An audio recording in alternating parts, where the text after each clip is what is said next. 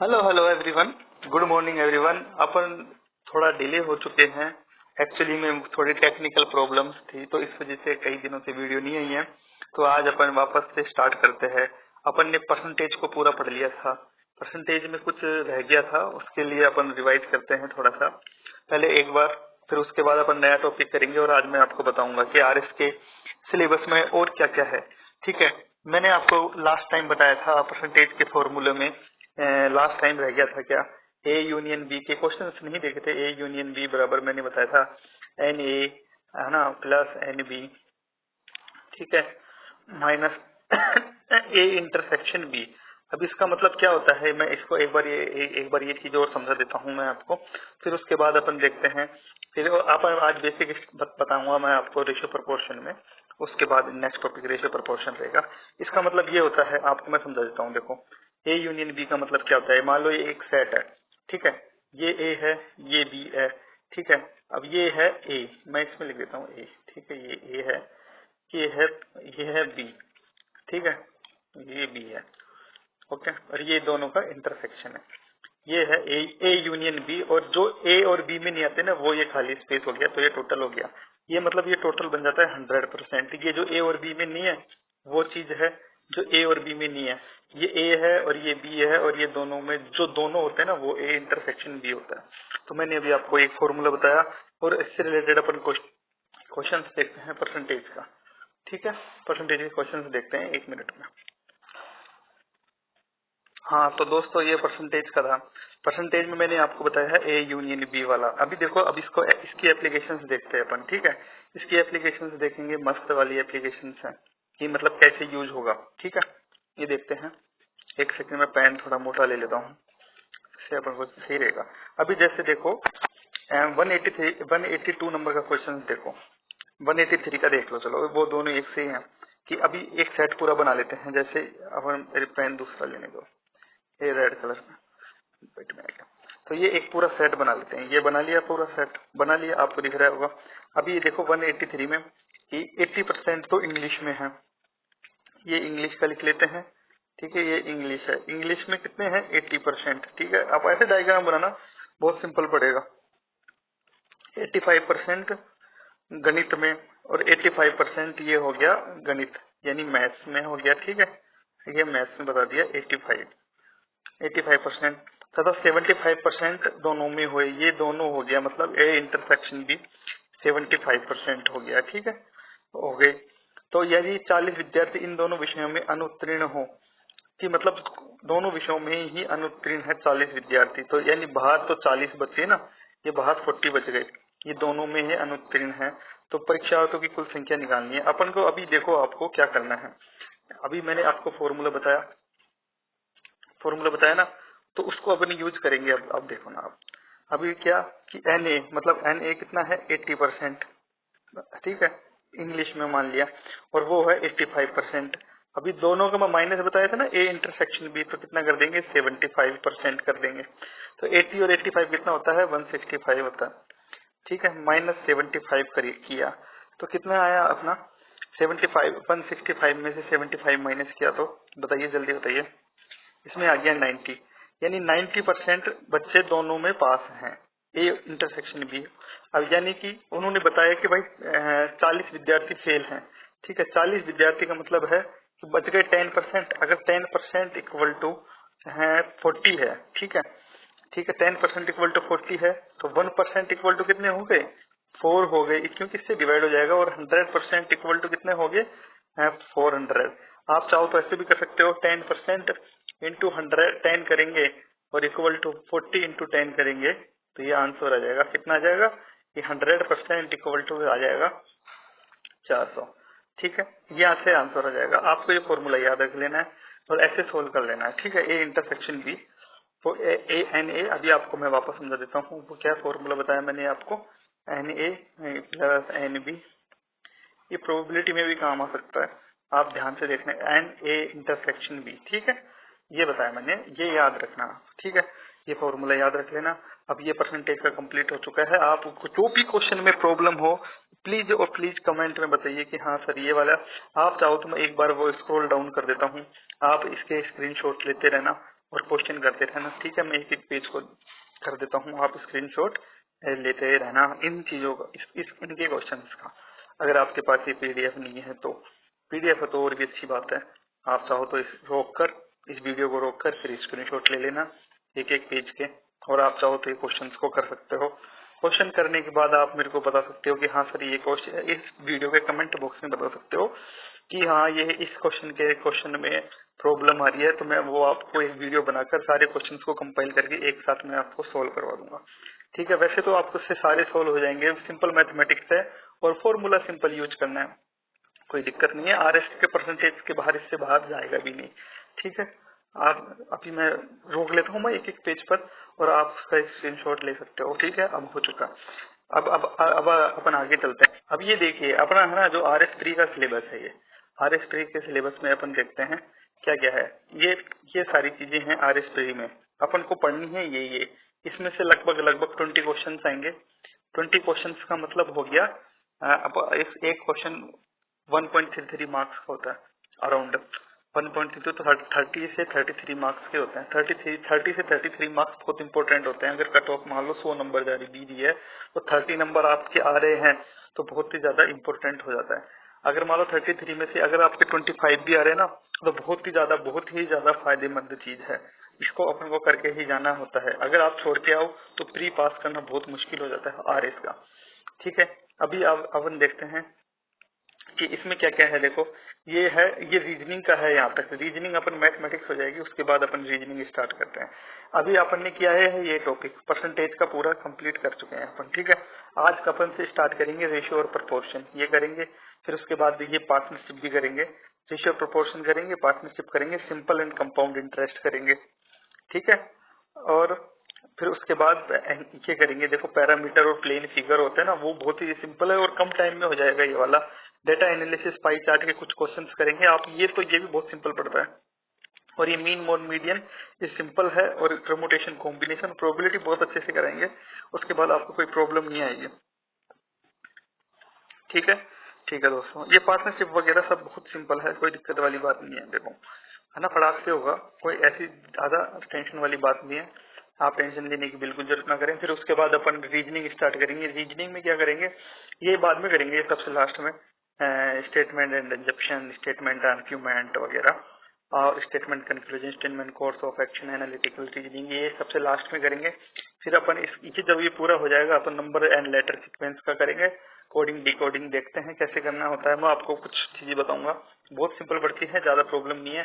Chromosome related relation, वो माता पिता को है, जो है बहन है, भाई है, बुआ है, अंकल है, आंटी है, सब कुछ है, चाचा चाची, ताऊ ताई वगैरह सब आते ना, वो प्रॉब्लम रिलेशन में। ये बहुत सिंपल मेथड में समझा दूंगा कि कैसे करना होता है, बहुत ही सिंपल, आप कभी गलती नहीं करोगे, है ना। डायरेक्शन सेंस टेस्ट में बता देंगे कि कैसे क्या करना है। लॉजिकल वेन डायग्राम है, अभी मैंने आपको वेन डायग्राम बताया ना, वो देखो इसमें ऐसे भी यूज हो जाता है, ये इसमें भी यूज होगा ना, वो बहुत ही सिंपल, ज्यादा दिक्कत नहीं है। मिरर और वाटर इमेज का देख लेंगे, और शेप एंड देयर सेक्शंस देख लेंगे। वो शेप पूछ लेते हैं ना, ऐसे ट्राइंगल में कितने ट्राइंगल बन रहे हैं, वो सब चीजें हैं, वो आपको बता देंगे लास्ट में, ठीक है। अभी पहले मैथ्स करते हैं, मैथ्स के बाद फिर अपन रीजनिंग पे आएंगे।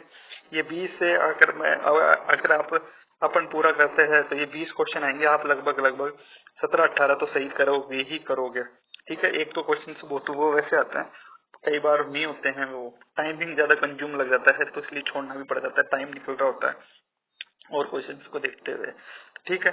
अभी मैं आपको, इसलिए मैंने आपको परसेंटेज वगैरह में शॉर्ट टिप्स बताई कि आप जितने जल्दी हो सको वो कर सको। रेशियो प्रोपोर्शन में मैं बताऊंगा कि आपको कौन सी शॉर्ट टिप्स काम मिलेंगे, ठीक है। अभी आवर करते हैं रेशियो और प्रोपोर्शन, ठीक है। रेशियो प्रोपोर्शन में करने के लिए, हाँ अभी मैं आपको सिंपल समझा देता हूँ रेशियो प्रोपोर्शन में क्या होता है। रेशियो प्रोपोर्शन का क्या मतलब होता है।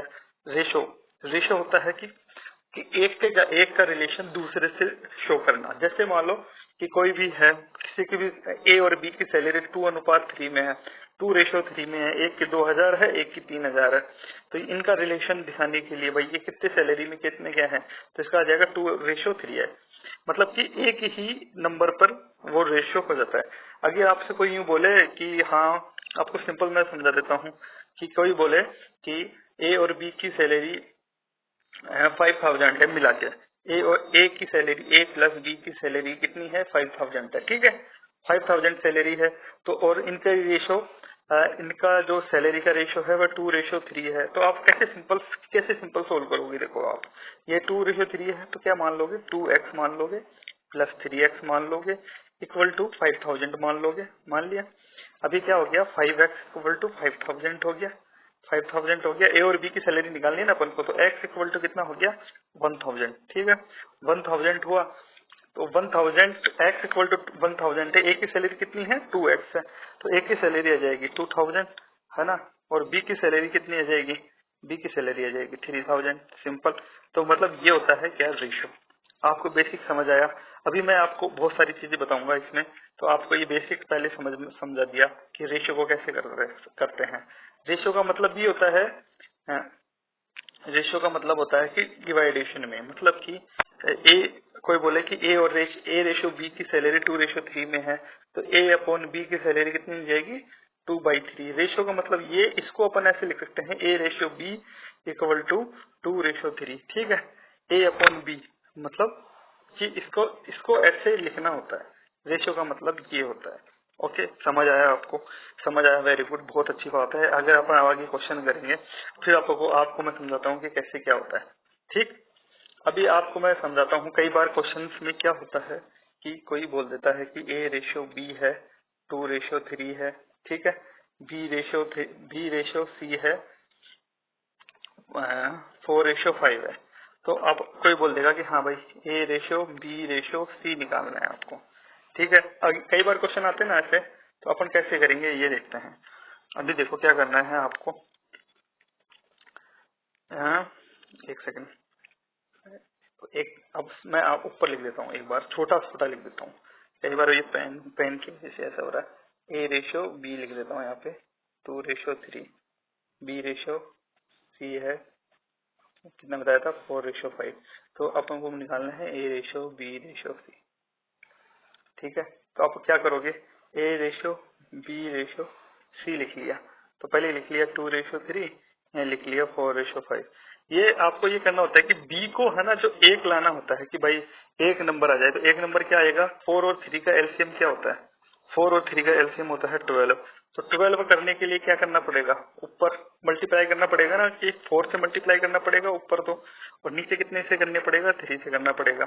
तो कैसे आ जाएगा कि 4 से किया तो 8 रेशो आ गया, इसको बी से किया तो 12 आ गया। ठीक है, और इसको किया बी को, इससे किया तो कितना आ गया, 12 आ गया, और 5 से किया तो 15 आ गया। तो ये 12 आ गया ना कॉमन, तो क्या आ जाएगा, 8:12:15। ये आंसर आ जाएगा ए रेशो बी रेशो सी। एक मेथड तो ये होता है। मेथड हो गया समझ में। एक और मेथड मैं बता देता हूँ आपको। ये बी को कॉमन करना होता है। आपको मैं एक और चीज समझा देता हूँ, बहुत ही सिंपल है। बहुत सिंपल कैसे, अभी मैंने आपको बताया है 2:3 पहले लिख, ठीक है, पहले लिखा मैंने ये 2:3 लिख दिया। ठीक है, अभी क्या करना है, और इसको लिख दिया 4:5। ठीक है, अब उनको निकालना है ए रेशो बी रेशो सी। अभी देखो 2:3 लिखा ना, तो यहाँ पे एक और 3 लिख दो। ये 4:5 लिखा ना, यहाँ पे 4 लिख दो। लिख दिया, सिंपल। अब इनको मल्टीप्लाई करते जाओ टोटल को, तो क्या आएगा, देखो 4 to 8 आ गया, ये रेशो लगाया, 4 बन जाते 12 आ गया, और ये 5 × 3 15 आ गया।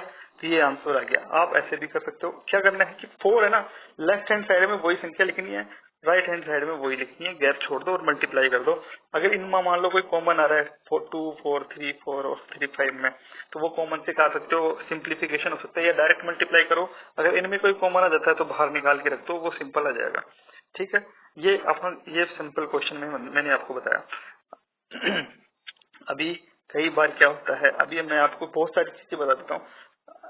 आप, है ना, ये वाला मेथड आप कैसे भी यूज कर सकते हो, बहुत सही रह मेथड है। कई बार क्या होता है कि जैसे मान लो कोई बोल देता है कि ए रेशो बी है 2:3 है, ठीक है, बी रेशो सी है 3:5 है ना, सी रेशो डी है 5:7 है।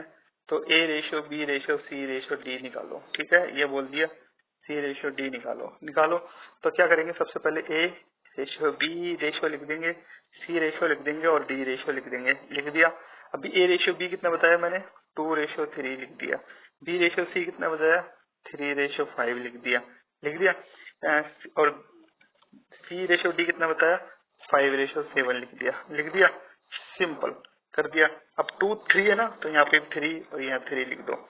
ठीक है, यहाँ 3 है ना, तो इधर 3 लिख दो। ये 5 है तो यहाँ 5 लिख दो। ये 5 है ना, तो 5 है तो यहाँ पे 5 लिख दो, यहाँ पे 5 लिख दो। अब इसको अपन मल्टीप्लाई कर सकते हैं। ठीक है, तो कितना आया, 2 3 जा 6, 6 × 5 करेंगे तो 30 आ गया। ठीक है, रेशो 5:30 में। अब देखो 3 3, अभी वैसे एक बार 3 कॉमन है, देखो सब में ये 3 आ रहा है, इसमें भी एक 3 आ रहा है, इसमें एक 3 आ रहा है, इसमें एक 3 आ रहा है, तो अपन इस 3 को काट सकते हैं।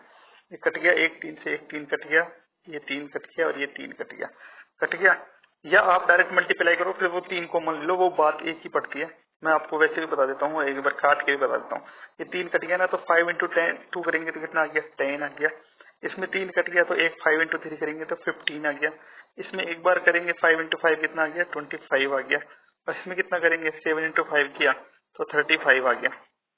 ठीक है, अब इसमें भी कितना 5 कॉमन आ रहा है ना, तो एक बार 5 को 5 से भी काट सकते हैं अपन। 5 से किया तो कितना आ गया, 2 आ गया, 2 आ गया। 5 से 5 2 आ गया ना, इसमें 3 आ गया, इसमें कितना आ गया, 5 आ गया, इसमें आ गया 7 आ गया। तो 2:3:5:7 में आ गया, सिंपल। अगर मान लो अपन 3 से करते तो 30 आ जाता, यहाँ पे कितना आ जाता, 45 आ जाता। इसको नहीं काटते, डायरेक्ट करते। अगर आपको कट रहा है ना डायरेक्ट, एक एक में एक एक चीज कॉमन देखनी है आपको, एक एक चीज कॉमन देखनी है। जैसे इसमें पहले तो अपने 3 कॉमन आ रहा है, ए में एक 3 काट दिया। अगर कोई भी चारों में कॉमन आ रहा है, ए बी सी डी में चारों में से एक भी चीज कॉमन आ रही है, तो अपन उसको काट देते हैं। जैसे इसमें एक 3 से एक 3, ये 3 सब में एक एक कॉमन आ रहा है ना।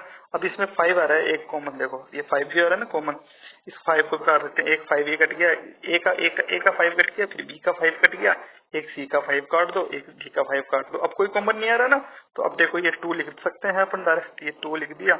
अब इसमें 3 लिख सकते हैं, इसमें 5 लिख सकते हैं और इसमें 7 लिख सकते हैं। अब कुछ नहीं आ रहा, तो इसका आंसर क्या आ जाएगा, 2:3:5:7, ABCD। आपको सिंपल ये लिख देना है। अगर मान लो नहीं आ रहा है, आपको काटना नहीं आ रहा है, सिंपल, तो आप देखो, अब अगर मान लो आपको काटना नहीं आ रहा है, मैं आपको वापस समझा देता हूँ।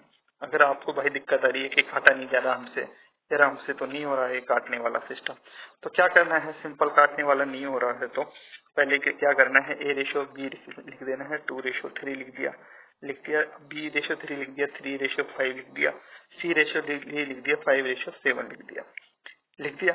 अब 2:3, अभी देखो ये मैं टेढ़ा हो रहा है, एक सेकंड मैं रबड़ ले लेता हूँ यार, वापस करता हूँ।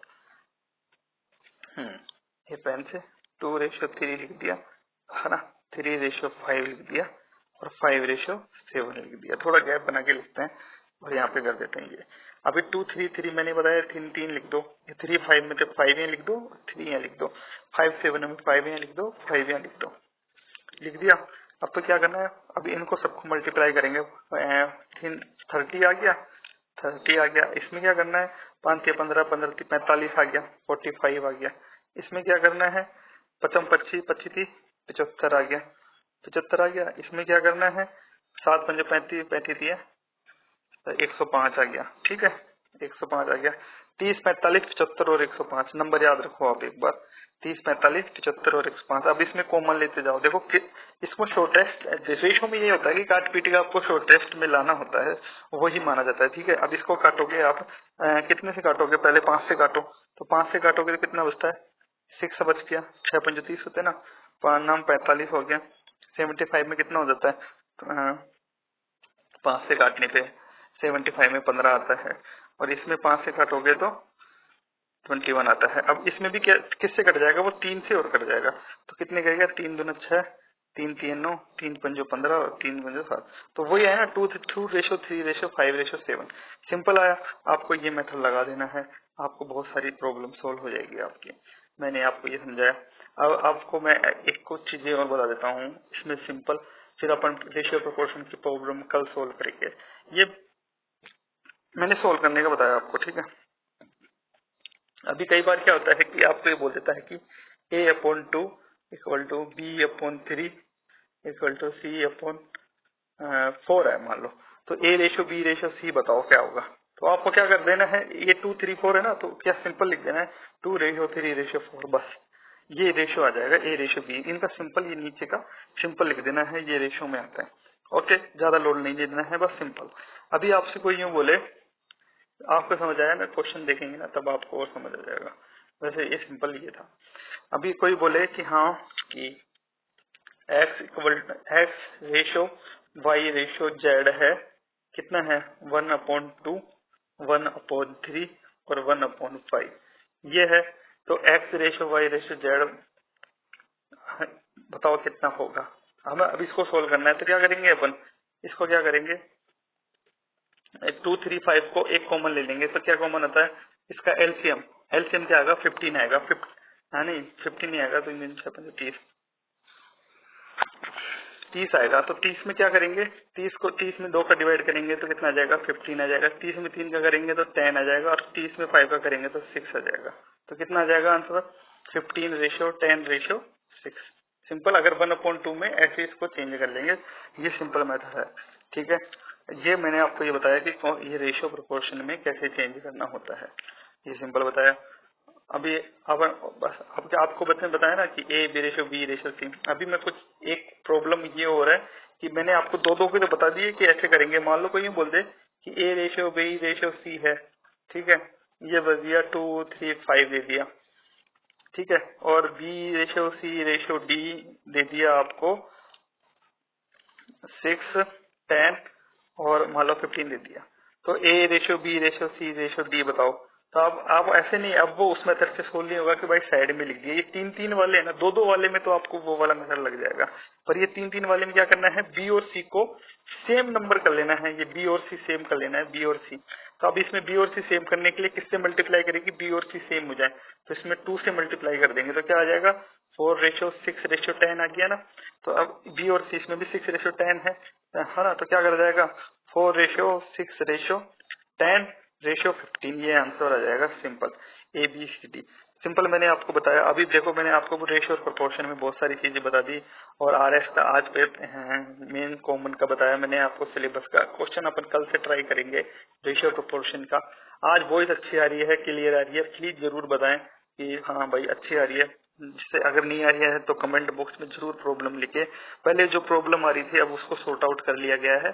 Thank you very much. Have a nice day.